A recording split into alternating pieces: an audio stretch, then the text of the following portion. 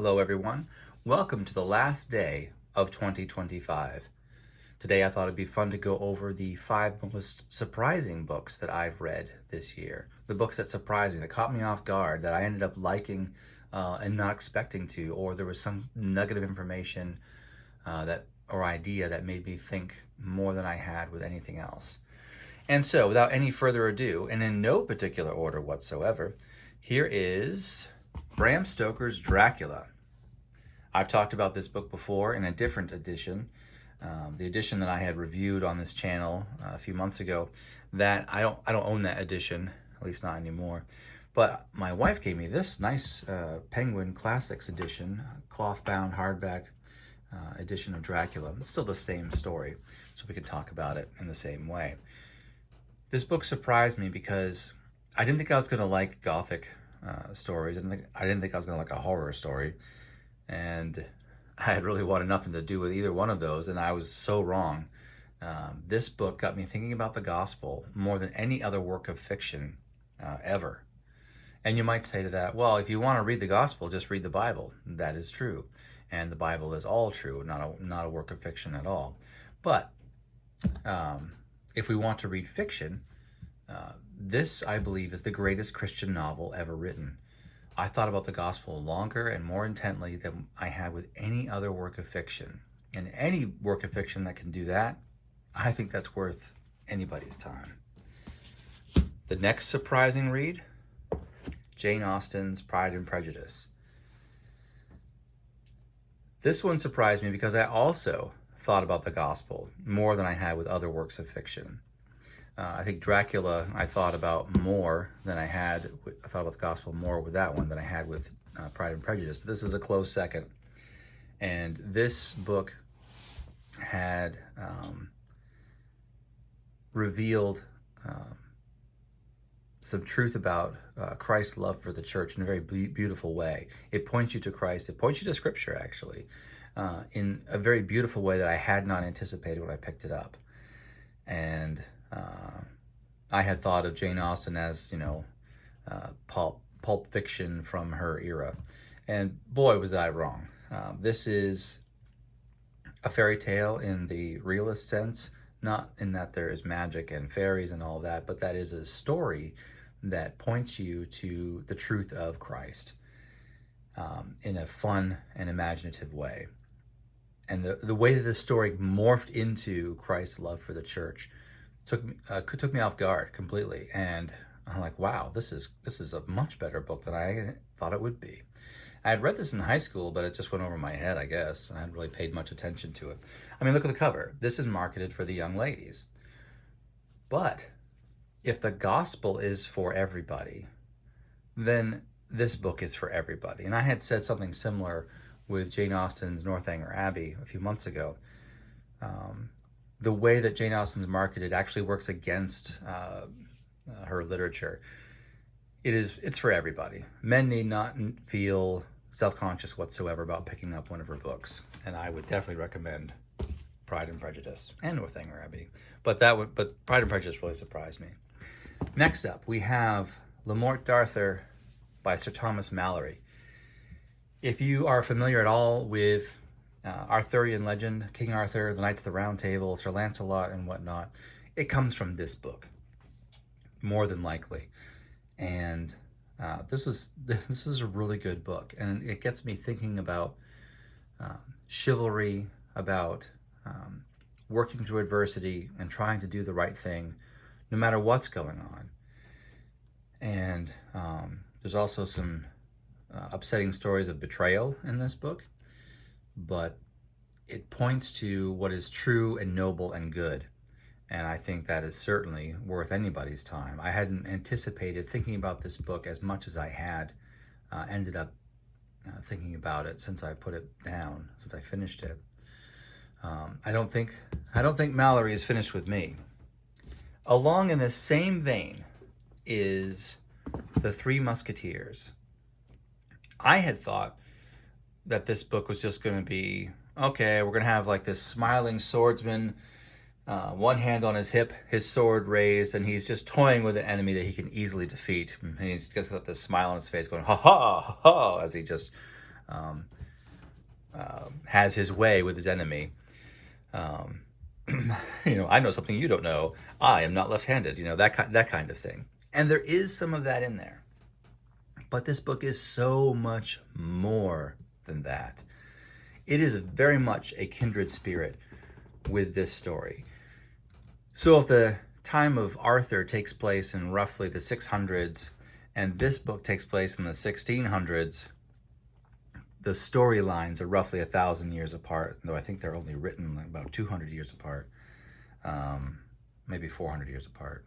Yeah, I think they're written 400 years apart, more or less.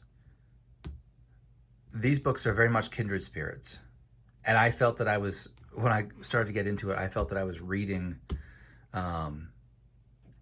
just a continuation of this story. And there's a character in here named Sir Tristram, who doesn't really get any airtime in movies about King Arthur necessarily, but he takes up a large portion of this book. D'Artagnan is very much almost the same person as Sir Tristram. Some of the things that he gets involved in.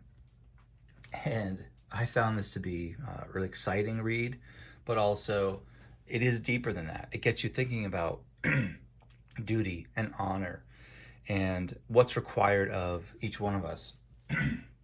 And again, working through adversity, still trying to do the right thing no matter how hard things get.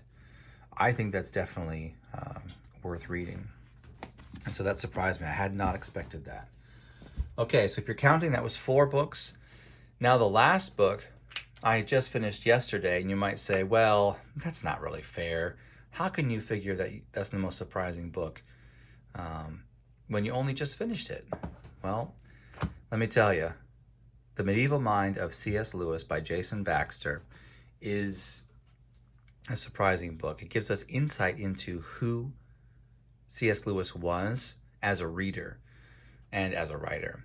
Where did he get his ideas from? Where did so many of his ideas come from? And Jason Baxter dives into the most influential books that C.S. Lewis engaged with and how they shaped his mind.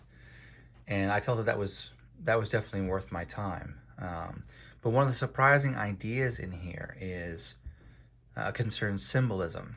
And this is going to be a bit of a spoiler, but this isn't like a story so much as a explanation of the man.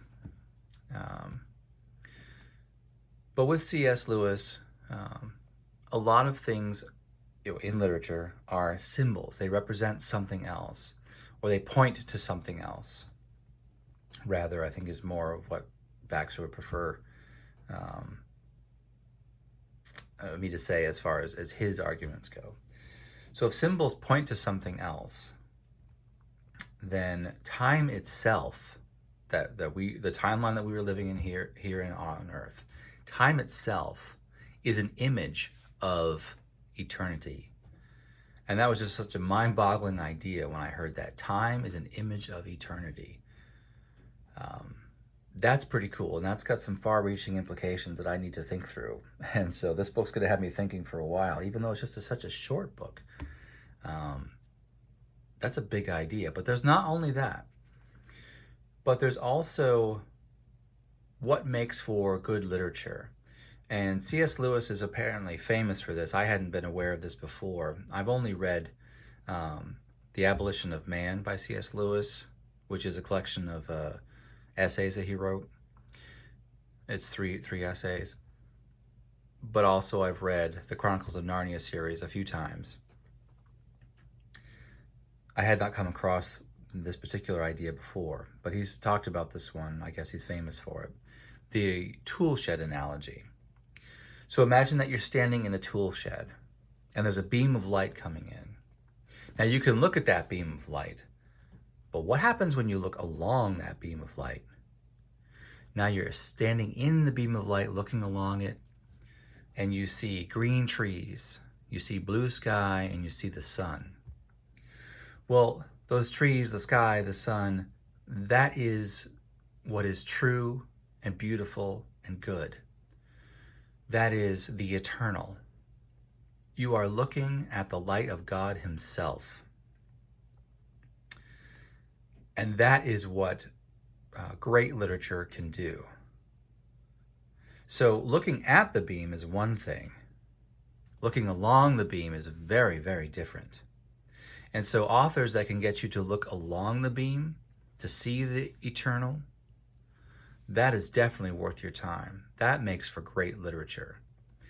And that is why, so I didn't know, why did these 4 books stand out so much? I already articulated it with, thinking about the gospel and thinking about some very good ideas that I talked about with these 2 books.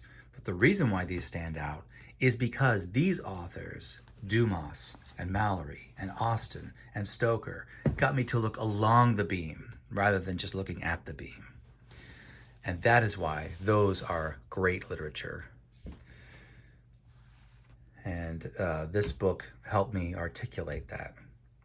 And of course, there's so much more to this book than that. And I think this is worth your time to read. Well, that's it. That's the 5 most surprising books that I've read in 2025. What were the surprising books that you've read in 2025? Or at any point, are there any books that stand out to you? Go ahead and share them down in the comments. Have a great day, everybody, and Happy New Year.